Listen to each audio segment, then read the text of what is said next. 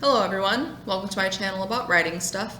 My name's Camille and today we are talking about contemporary magic. So magic in our world or cemented in our world. I'm going to shy away from the topic of urban fantasy because magic in an urban setting is a little bit more established, I guess. Usually, or from what I've seen in the urban fantasy that I've read, which caveat, I've not read a lot, but it is in a big city setting, and it's usually something to do with like secret society magic or some type of creatures. A lot of the time, it's a culmination of vampires, werewolves, fairies, or any combination of the aforementioned creatures. So I'm not going to talk about urban fantasy. I have been brushing up on Brandon Sanderson's lectures, which is a great tool and resource, and everyone should watch his lectures. Even if you don't write genre fiction, it's good stuff. But when he and others are talking about this idea of magic, what's missing from the conversation is how to create magic in the real world, in a world where there is no magic. You know, how do you take this fantastical element and cement it in a world where fantastical things don't exist? When you're talking about magic in a secondary world fantasy, it can come from anywhere. It's one of those aspects of an epic fantasy story that it can be woven into the world. It can be woven in to the world building through culture or religion. You know, it's these people are just telepathic and it comes from this, and this is how it works. But in our world, it's, you know, if someone has a magical power, you start getting into the realm of, well, superheroes or X-Men or what have you. So I want to really hone in on you're writing a contemporary setting, something in the real world, not necessarily urban fantasy, but just like something in contemporary setting, whatever, and how to really nail down the magic. And I was thinking how I do this for myself. What do I think about? What guidelines do I personally follow when creating a magic in a contemporary setting? So following the Brandon Sanderson model, I so humbly named these 3.5 rules Camille's Code for cracking contemporary magic. Oh, I'm such a nerd. Okay, so my code, you know, these are my 3 guidelines. These are the questions that I ask and answer for myself when creating a magic in a contemporary setting. So the first one is it must come from somewhere. Now, this is a running theme in not all, of course, but a lot of contemporary fantasy that I've read where, you know, the magic has to come from somewhere because we live in a world where there isn't magic. So where does it come from? Is it a gift from an angel? Is it a curse from a demon?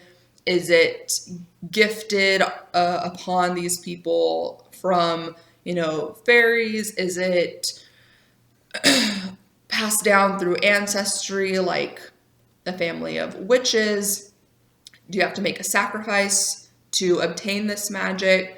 Or is it something like talismans, crystals, tarot cards? Are there potions, spells, things like this? Where does it come from?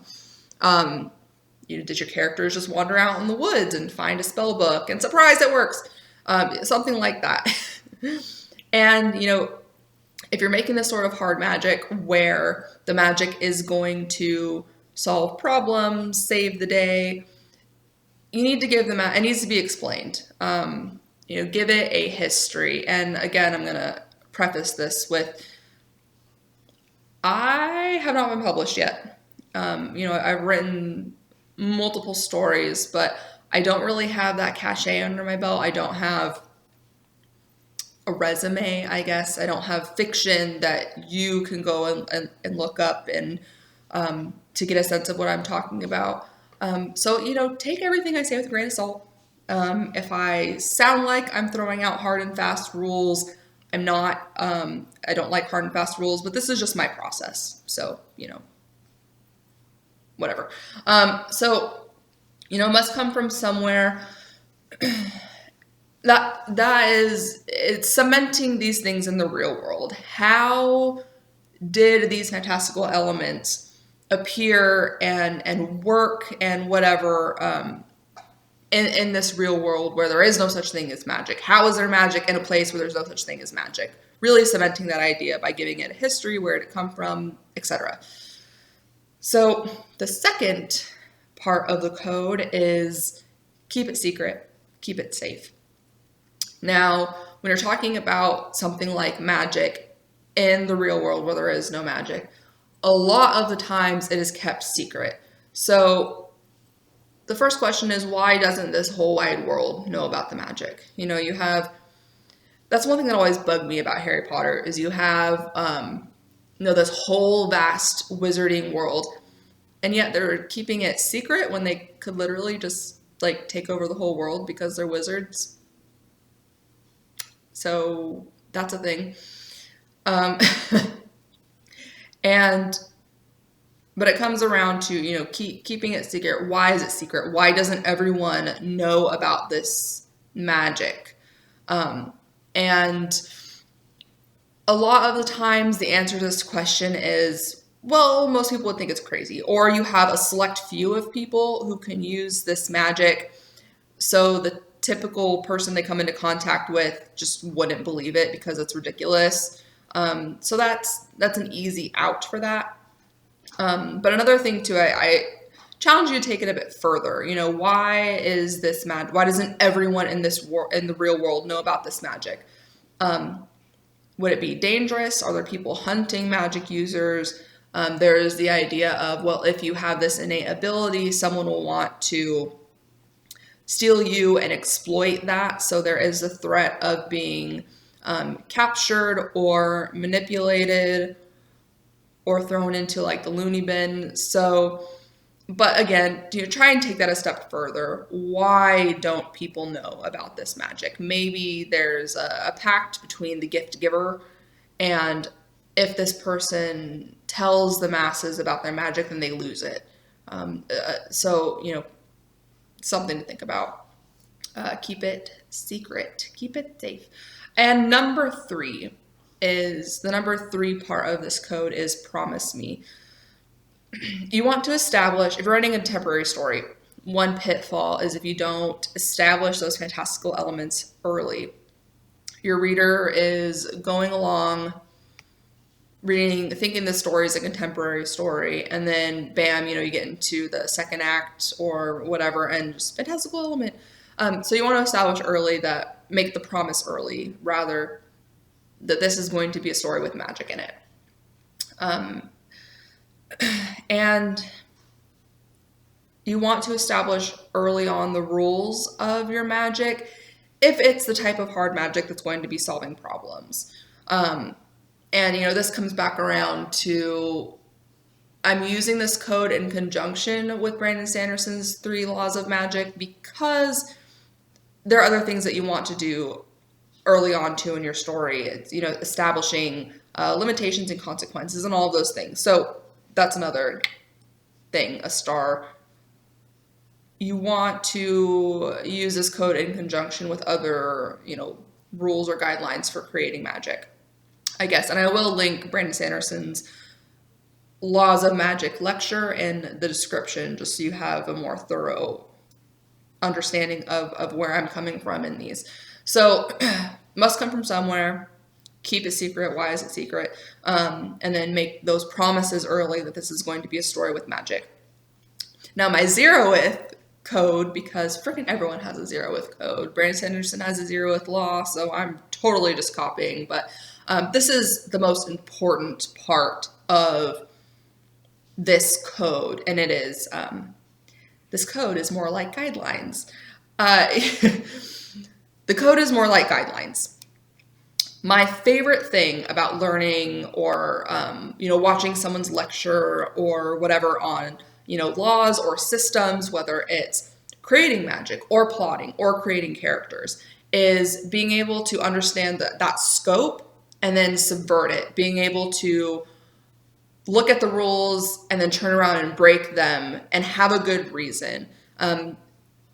It is being able to look at a structure and go, okay, these are the pieces of the structure. This is how all of it works, but I want to do it this way. And then being able to branch off of that. So the code is more like guidelines, like actual guidelines though, not like Pirates of the Caribbean guidelines where it's not actually just guidelines. So yeah,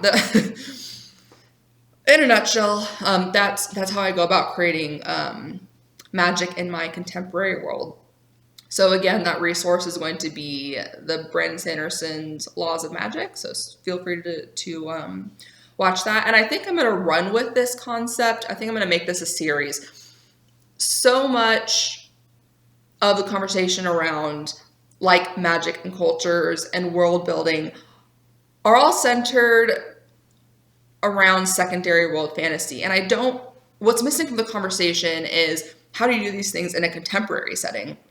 I think it's often forgotten that when you are writing a contemporary story, that you still need to world build. You still need to create cultures and layers. It's layering your world. It's including the senses and things like this. But, the culture in your neighborhood is going to be vastly different than the culture of your workplace, the culture of your family, things like this. So I think I'm going to talk about or continue on with this idea of world building, but in a contemporary setting, a way to give your story depth and character and really bring it to life. So if you have any questions, comment. If you have any video requests, my God, video requests. I have been so incredibly anxious, and it's just really hard for me to come up with ideas and sit and vlog because I really haven't been able to write lately. So if you have video suggestions, please leave them in the comments, or you can tweet me at Camille A. Singer. Lastly, I want to thank all of you for watching, and I want to thank all of my subscribers. It's amazing that so many of you actually watch my content.